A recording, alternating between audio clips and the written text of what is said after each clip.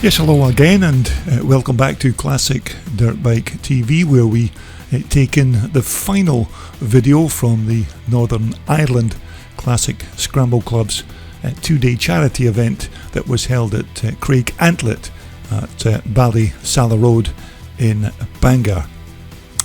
Now we're just going to go straight into the racing once again, and we're going to kick things off with the Twin Shock Grade B class. So we're just waiting on the 5-second board going up. Looks like everybody's good to go. So as they leave the line, quite a good start there by Terry Bailey at number 380 on that white Michael 490. So as they come up the hill to begin lap 1, I think it's going to be Terry Bailey who's going to take the advantage before they start lap 1. Number 42 there, I think that's Raymond Cromie in second position, as the rest of the chasing pack make their way up the Pearson Hill. So we're just waiting to pick up our race leader as he descends from the hill section, and it's still at number 380 Terry Bailey who leads. I think it's number 42, I think that's Raymond Cromie in second position. Number 417 looks like that's Ryan Thompson in fourth position there, and I think number 10 is David White. But here's your race leader, Terry Bailey, number 380. Second should be still number 42, Raymond Cromie. It looks like David White is moved up into third position. Number 55 again is Philip Pearson on that Jawa Berg. That's the Husaberg frame with the Jawa 500 engine in the chassis.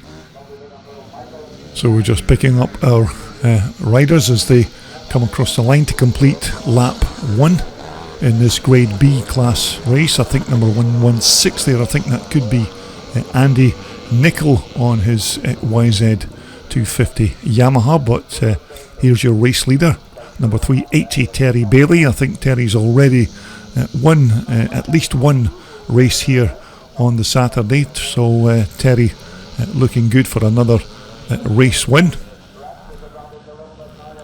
And Terry of course riding one of those 490 Michael Mega 2 twin shock machines, a very popular choice of race bike for these kind of vintage racing. So it's still number 380 Terry Bailey, your race leader.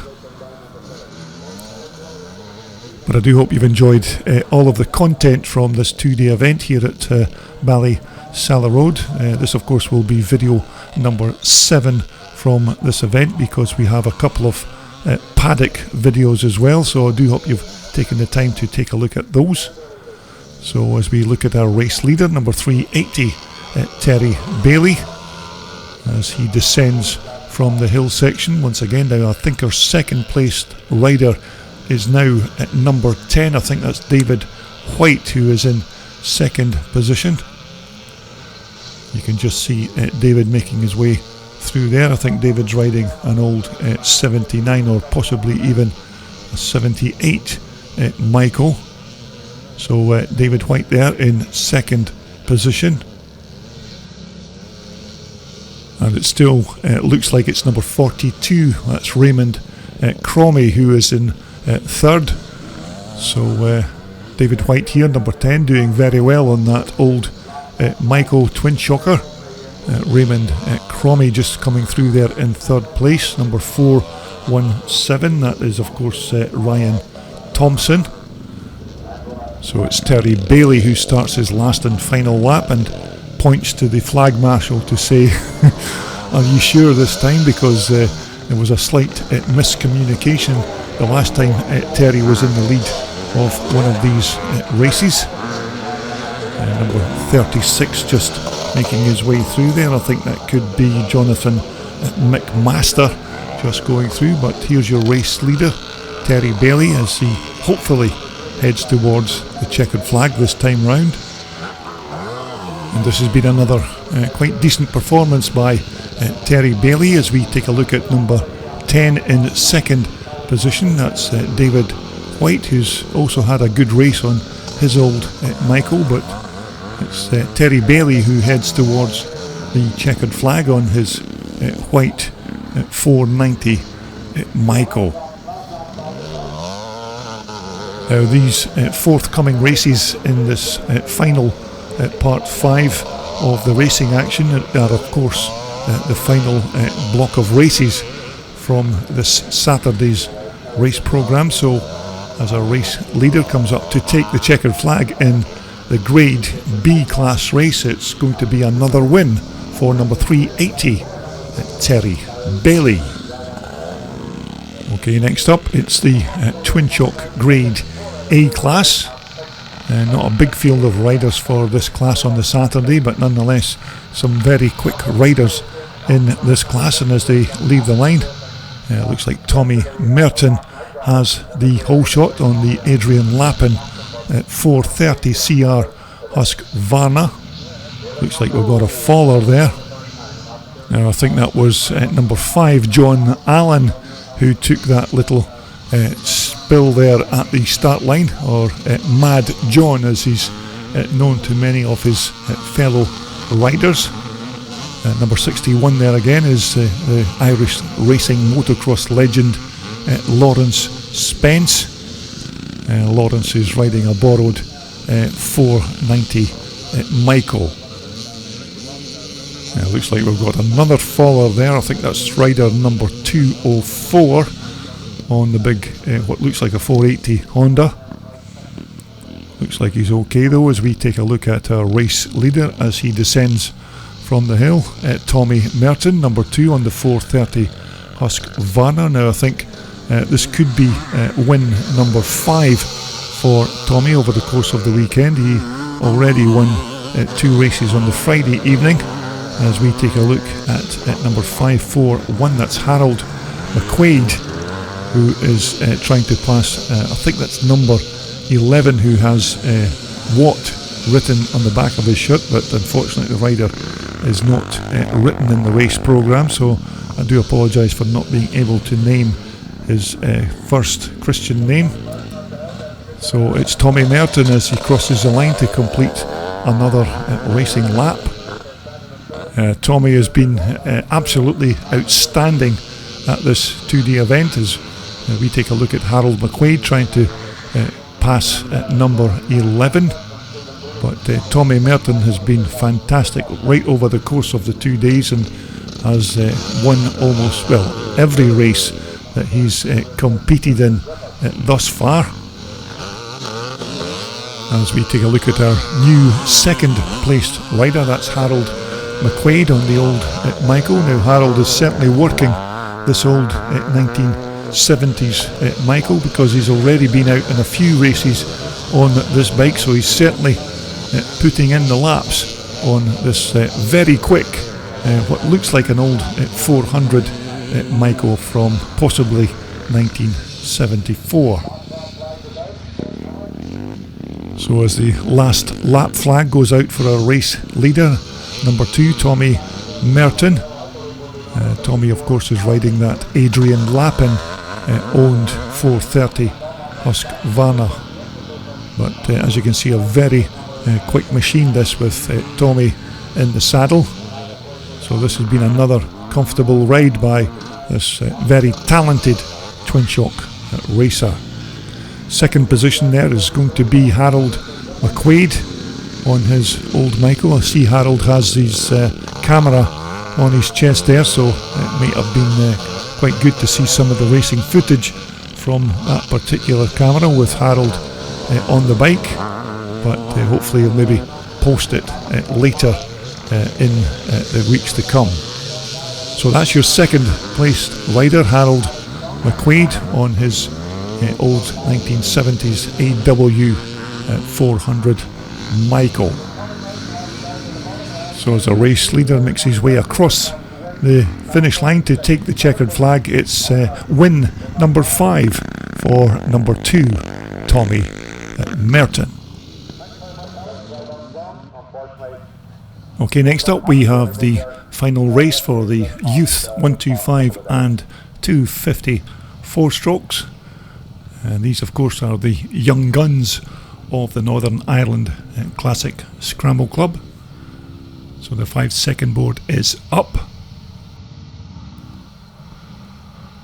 So as the riders lead the line and make their way up the hill to start lap 1, I think that's number 24, I think that's Jack Bolton, who has taken the early lead in this race. And number 156 just making his way through there, I think that's Joel Buchanan. So as the riders make their way down from the hill section, it's still number 24, that's Jack Bolton, your race leader. Second is number 1, that looks like Daniel Pearson in third position. As the rest of the chasing pack make their way through on lap 1. So here is your race leader, number 24, that's Jack Bolton, being chased by number 1. Oh, looks like Jack Bolton has went down there, so that will make our new race leader at number 1, who unfortunately again is another rider that's neither listed in the programme or on the club's website, unfortunately, but as you can see, going quite quick on that what looks like a YZ 125 Yamaha. So here's your new race leader, number 1. Your second place is number 93, that's Callum Pearson and not Daniel Pearson, as I mentioned earlier. And it certainly looks like Jack Bolton is up and running once again and starting to make his way through the pack after that little spell. You can see Jack just motoring past the slower riders there, so Jack certainly on the move after his spill in lap 1. So we're looking to the far side of the track to pick up our race leader, which I think is still number 1, and as you can see has a quite a substantial lead over our second placed rider, which I'm sure is number 611. I think that's Nathan Briggs on the KTM, who will be in second position, but number 1 is your race leader. And once again, I'm sorry for not being able to identify the rider because I don't have that information to hand. So here is your race leader, and number 611 is Nathan Briggs in second position. Callum Pearson is in third, and just going past there is number 109, I think that's Redmond McNamee. But some very quick riders in this 125 and 254 strokes race, as we can see Jack Bolton just making his way through to try and catch up the race leaders once again, but it's still at number 1, your race leader, as he makes his way up the Pearson Hill.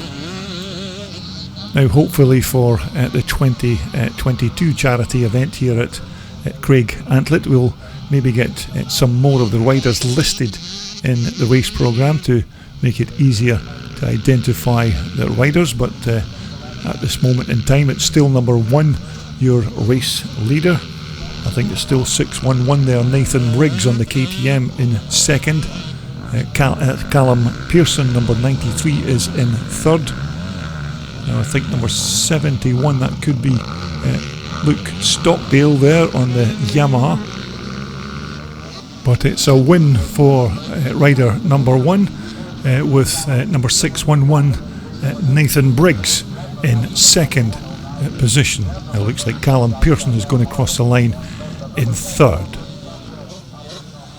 Okay, that brings us round to the final race for the pre-1977s class. Not a big lineup of riders, of course, but we could certainly do with more pre-1977 bikes at these kind of classic events, but nonetheless some quick riders in this class. As we take a look at the riders as they make turn 1, it looks like Harold McQuaid is your early leader as he makes his way up the hill on that very quick 1974 AW 400 Michael. Looks like Harry Stitt is going to take that second place position, but John Griffiths is now your second placed rider as they head up the hill.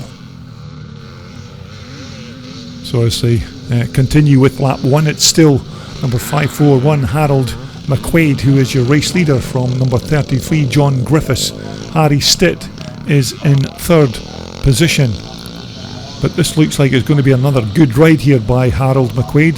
I think Harold's already won a couple of races here on the Saturday, and he's certainly looking good on this old AW 400 German-made Michael. So it's Harold McQuaid, your race leader. Second is John Griffiths on the CCM.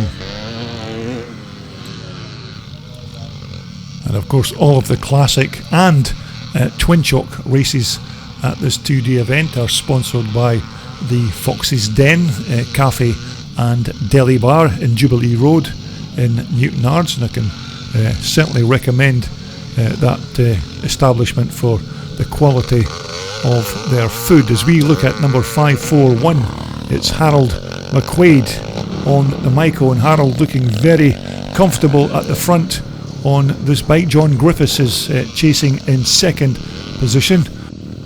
As we take a look at number 3, I think that could be Eddie Murray, who's riding his old RM Suzuki. And just behind him there, number 7, I think that could be Tom Paul. So we're looking at the battle between your race leader Harold McQuaid on the Myco, and in second place John Griffiths on the Joe Maxwell Engineering 500 CCM bike. But Harold McQuaid absolutely riding the wheels of that old Myco, but going very quick, and looks like Harold's lining up another win to add to his race tally. Number 33 again there is John Griffiths, and this of course is not an original CCM bike, but this is a remanufactured CCM bike built by Joe Maxwell Engineering in Dumfries in Scotland. But it's another good ride by Harold McQuaid, although John Griffiths certainly looks like he's beginning to close in on Harold.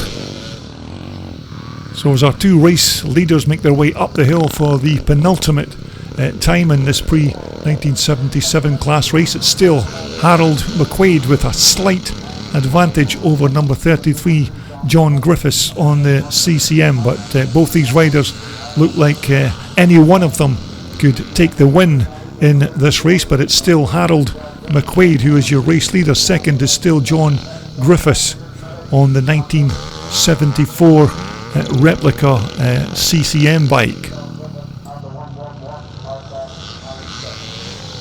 But it's certainly Harold McQuaid who has the advantage as they make their way to the Wall of Death turn, and of course onto the tabletop jump for the very last time. As we take a look at number 111, I think that's Harry Stitt who is in third position, but Harry looks like he's coasting, so he may have a problem with his particular CCM. But as our two race leaders make their way up the hill to the checkered flag, it looks like it's going to be Harold McQuaid who is going to win this race from number 33 John Griffiths in second position.